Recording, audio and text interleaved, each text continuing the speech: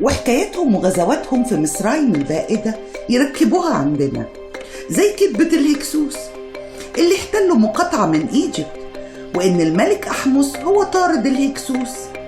وقالوا إنهم كانوا جزء من الهكسوس وبنوا لنا الهرم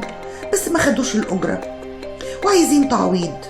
يعني لو اتكشف كل الكذب اللي كذبوه برضه هم كانوا عندنا، مع إن لفظ هكسوس ملوش أي ذكر عندنا في أي أثر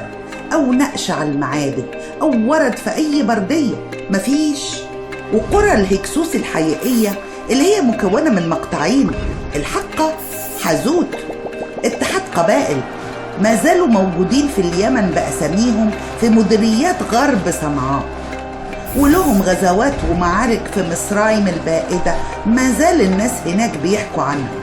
وعندهم نقوش متسجل فيها الحكايات دي كشفت عنها السيول مؤخراً.